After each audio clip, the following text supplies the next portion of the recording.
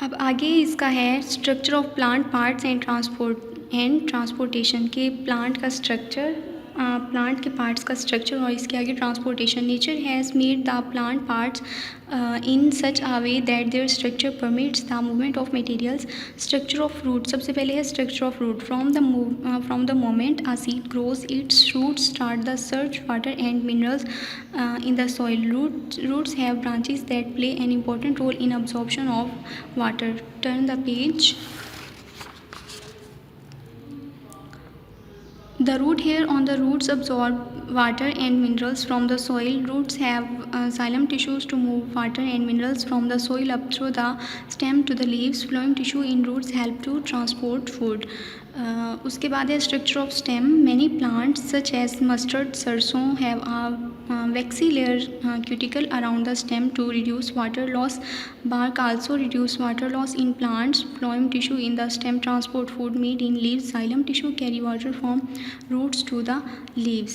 अब इसमें आपको ये बताया गया है, सबसे पहले बताया गया है रूट्स के बारे में बताया गया है, रूट्स की स्ट्रक्चर के बारे में बताया गया है कि जो जड़ें हैं वो पौधों के अंडरग्राउंड पार्ट है। प्लांट का जड़ें प्लांट का अंडरग्राउंड पार्ट होती हैं और जब बीज नशोनुमा कर रहे होते हैं, यानी कि जब बीज ग्रो हो रहा होता है, तो इसकी जड़ ज़मीन में पानी और मादनियात की जो तलाश है ना वो शुरू कर देती है। इसी तरह से जड़ों की शाखें, इन जड़ों की बहुत सारी शाखें होती हैं। आप अक्सर देखते होंगे कि जब हम कोई पौधा ज़मीन से उखाड़ते हैं तो उसकी बहुत सारी जड़ें इधर उधर छोटी छोटी सी फैली हुई होती हैं, तो जो पानी के जज़्ब करने में बहुत ही अहम रोल प्ले करती हैं।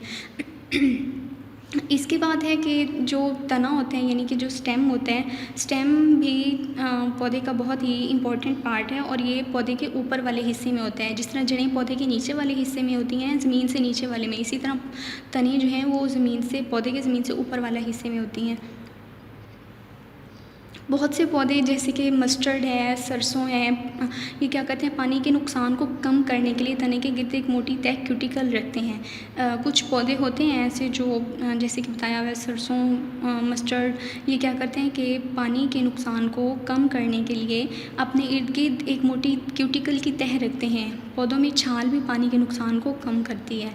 इसके अलावा क्या है कि पत्तों में जो बनती है, खुराक बनती है, वो तने में फ्लोएम टिश्यूज़ लेकर जाते हैं।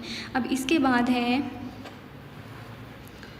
डिस्क्राइब द, यानी कि स्ट्रक्चर ऑफ अ लीफ। हमने लीफ के बारे में बताना है कि पहले हमने पढ़ा structure of stem, structure of root, और अब हम पढ़ रहे हैं structure of leaf. Leaves are the food factories of plants.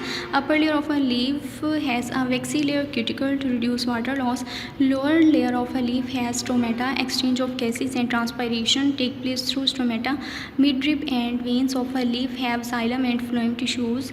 These tissues transport water and food throughout the leaf. अब इसमें उन्होंने ये बताया है कि जो पत्ते होते हैं ना, वो पौधों में खुराक बनाने की, एक तरह से हम उनको फैक्ट्रीज़ कह सकते हैं, कि जहाँ पर पत्ते एक ऐसा पार्ट है पौधों का जिनको हम खुराक बनाने वाली फैक्ट्री कह सकते हैं, कि वहाँ पर बहुत ज़्यादा पौधों के लिए खुराक तैयार होती है।